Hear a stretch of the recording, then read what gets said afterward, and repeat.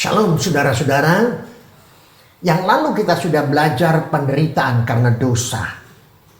Sekarang kita akan belajar penderitaan karena seizin Tuhan. Wah, tidak gampang ini saudaraku. Secara khusus pada saat ini kita bicara penderitaan Ayub. Saya mohon saudara ada kesempatan baca dari Ayub pasal yang pertama. Pasal 1, baca keseluruhannya. Syukur-syukur kalau saudara bisa baca Ayub secara keseluruhan. Siapakah Ayub? Ayub adalah seorang saleh. Hidup takut kepada Tuhan. Yang mengaku, yang mengatakan ini bukan manusia. Tapi Allah sendiri yang mengatakan bahwa Ayub adalah seorang yang takut kepada Tuhan dan saleh. Dia memiliki kekayaan yang banyak. Multi 10 anak. Saudaraku, kekayaannya luar biasa. Disebut orang yang terkaya pada zaman itu. Namun pada suatu hari, iblis keliling saudaraku. Cari mangsa. Siapa yang dapat dia pengaruhi? Akhirnya dia lihat Ayub. Lalu terjadilah percakapan antara Ayub dengan malaikat, dengan Tuhan. Apa yang jadi? Dia mau mencoba akan Ayub. Apakah benar Ayub adalah orang yang saleh dan takut kepada Tuhan? Diizinkan oleh Tuhan. Monggo, silakan kamu lakukan itu. Apapun hartanya yang dunia kamu lakukan semaumu. Tapi satu yang kamu tidak boleh lakukan. Jangan ambil dirinya. Jangan ambil nyawanya. Yang lain monggo silakan. Saudaraku, akhirnya Ayub benar mengalami penderitaan yang bertubi-tubi. Kita lihat di dalam Alkitab. Terlalu banyak penderitaan yang dia alami. Anak meninggal seketika, hartanya ludes.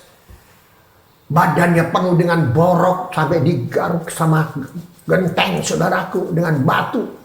Istrinya pun meninggalkan dia. Dan sebagainya. Penderitaan secara fisik. Mental mungkin dia rasakan. Begitu beratnya penderitaan itu. Berat saudara. Diizinkan oleh Tuhan. Tapi saudaraku, bagaimanakah dengan Ayub? Ada satu yang terpenting. Ayub selalu dan tetap bersyukur kepada Tuhan. Maka dalam kata-katanya dalam penderitaan dia selalu katakan, terpujilah namamu.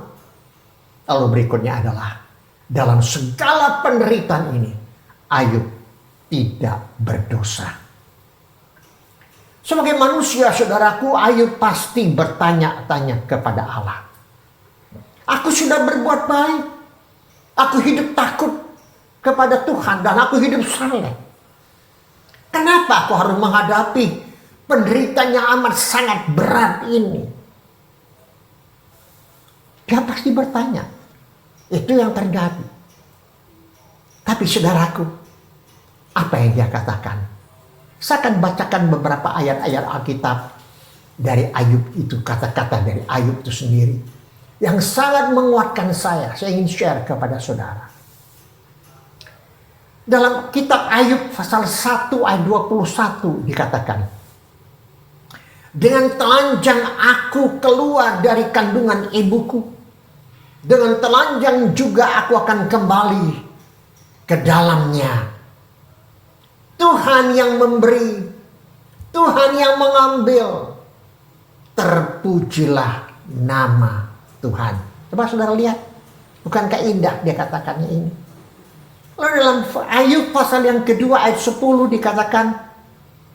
Dia ngomong sama istrinya.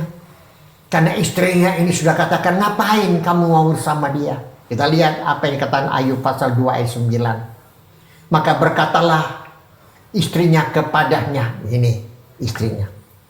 Masih bertekunkah engkau dalam kesalehanmu? Kutuklah Allahmu dan matilah. Wow, istrinya luar biasa. Coba saudara bayangkan. Semua sudah ludes. Istri yang satu-satunya yang dia harapkan, yang bisa menampinginya, bisa memberikan kekuatan kepadanya. Justru istrinya ngomong seperti ini. Penderitaan yang sangat berat. Tapi bagaimana kata Ayub kepada istrinya?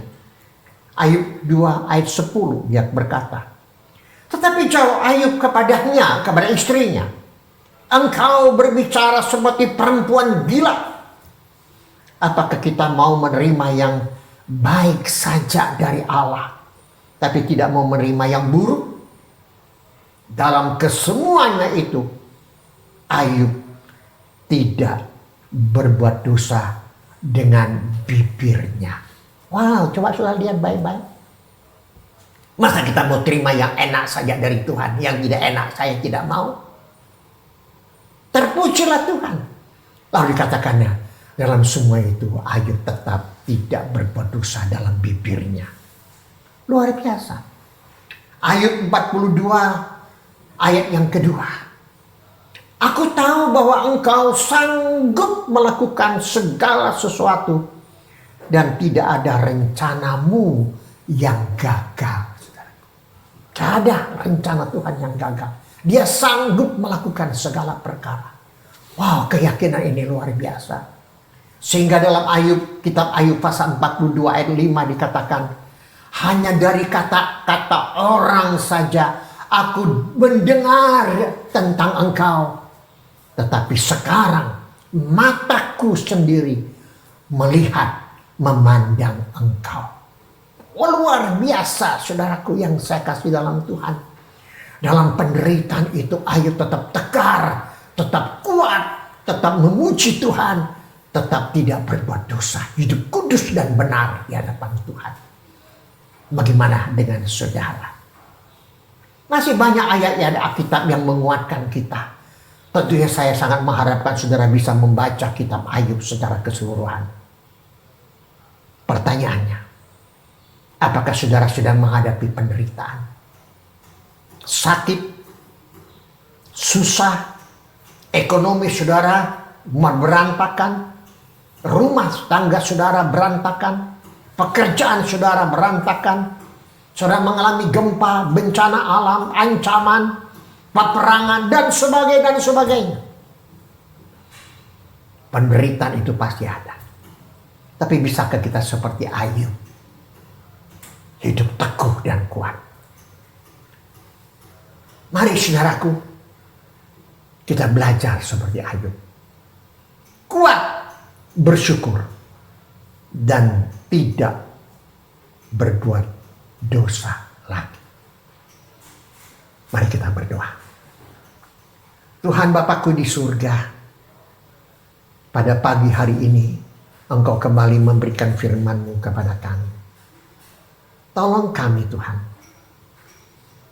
agar kami belajar seperti Ayub, tak kalah mengalami kegoncangan penderitaan yang amat sangat berat dalam hidupnya. Dia tetap teguh dan kuat. Tolong Tuhan, kuatkan kami. Belajar seperti Ayub. Kami percaya Tuhan pasti menolong kami. Tidak goncang sedikit pun. Kami tetap tegar dan teguh kuat. Menang bersama Tuhan. Di dalam nama Tuhan Yesus. Amin. Soli Deo Gloria. Tuhan Yesus memberkati saudara. Amin.